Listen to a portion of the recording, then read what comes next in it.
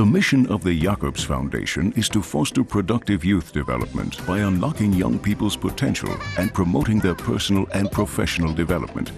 In many areas of the world, achieving such aims presents a tremendous challenge. In many youth projects, learning can be more effective and efficient if it is integrated with activities that are playful and fun, such as sport.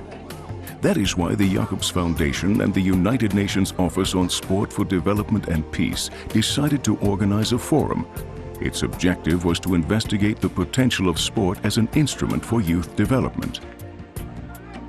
The forum was held at the United Nations headquarters in Nairobi, Kenya for two reasons. In Africa, there are many good practice examples of how sport is helping youth and the community on a day-to-day basis.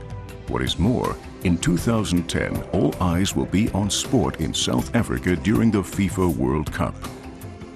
The forum brought together around 70 practitioners and experts with experience in this domain. These included important decision-makers, university professors, as well as sports role models, such as the Kenyan marathon champion Tegla Lob. The venue provided an excellent opportunity for participants to critically analyze the potential of sport in the development of young people and to formulate methods and approaches for the exchange of resources, information, and findings. The discussions included numerous examples from Africa as well as other regions of the world.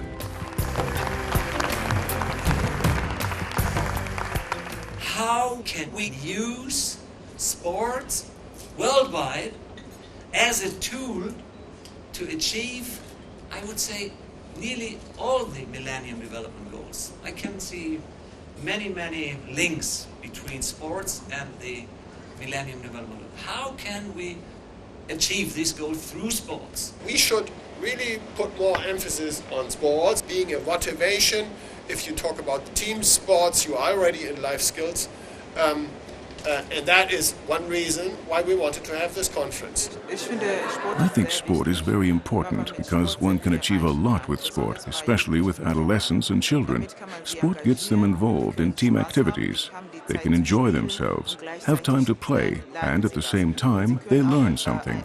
And they are also doing something in which the whole community can take part.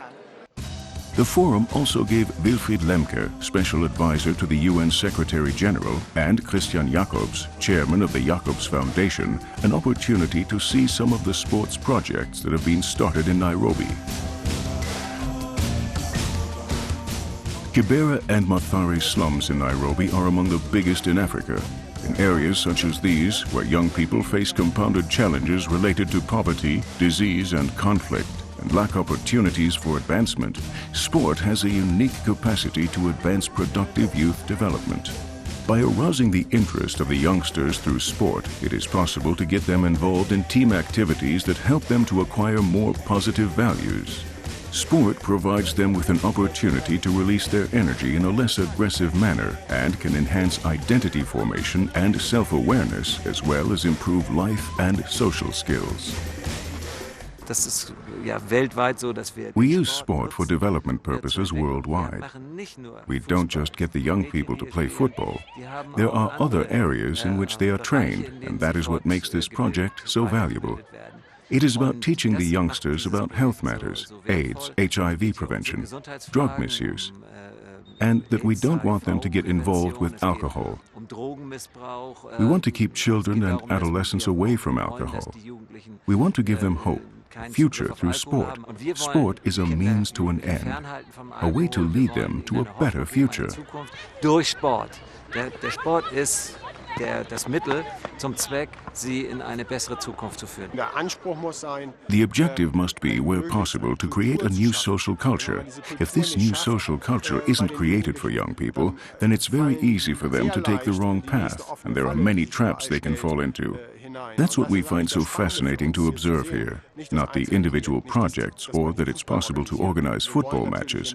Our aim is to do more than just support a single project or a number of single projects. Here in Africa, sport is definitely the right approach. One prime example of how sport is bringing youngsters together and improving their ability to take part in community building is MISA, the Mathare Youth Sports Association. This organization, founded in 1987, provides children from the Mathare slum with sports training. Its programs exemplify sports capacity for integrating and including the youth that have been traditionally excluded.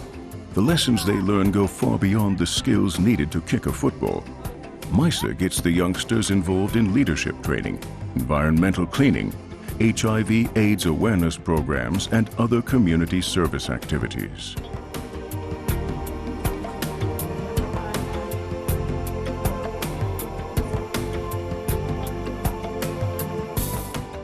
Well, the most important is the founding principle of MISA, and that's the one that I started off with the kids, that if you do something, I'll do something, and if you do nothing, I will do nothing. And that's now basically the fundamental principle of the organization, which is if you do something, MISA will do something. And that's a good lesson for life. If you're going to get something from the community, you need to put something back in the community. MISA also helps the youngsters involved in its sports programs to improve their education by supplementing a sufficient amount for their school fees. This is particularly valuable to girls like Biha Osong, who otherwise have few options open to them. As parents in the slums rarely have enough money to send all the children to secondary school, young teenage girls often either end up staying at home to help their mothers or marrying very young. By enabling the girls to continue their education, they are able to set themselves much higher goals and, like Biha, can even plan to study to become a doctor. We have to encourage others who are younger than I because of many situations that they are going through out there. Like in the slums, they include themselves in many things, activities like drugging and any things like stealing others people's property. So we have to encourage them to be in MISA or being a member of something which can improve their life. That is why the older teenagers are taught to become role models to the younger children and pass on their knowledge and values. By setting a good example, they too can make an important contribution to the productive youth development of the next generation. Biha and the other girls in her team are very aware of how participation in the sports activities has changed their lives. MISA has helped me a lot. First and foremost, it has helped me build my talent and know all about myself. It has helped me know that I can play football. It has also built my self-esteem. During the course of the two-day forum, the participants put together 8 recommendations for the advancement of sport as an instrument for productive youth development. These included increasing general awareness of sports' importance and improving methods of evaluation, knowledge exchange, and leadership expertise. Another focal area of the recommendations was to build up participation, financial support, strategic partnerships, and advocacy on all levels, especially by expanding the role of governments and their collaboration with NGOs and private sponsors. The lively event also laid a strong foundation for new networks throughout Africa and beyond. Nach 2010. After 2010, after the final, I can already see them with the cup. What happens then? We have to achieve something there too. Something has to be developed in the next 12 months that can be continued throughout Africa. What the forum has made us all realize is that the various organizations must work more closely together. We have to build up a network for the organizations. We need to share information. We have to share expertise and know-how. I believe that after we leave here, we will continue to work together, and I am delighted about that.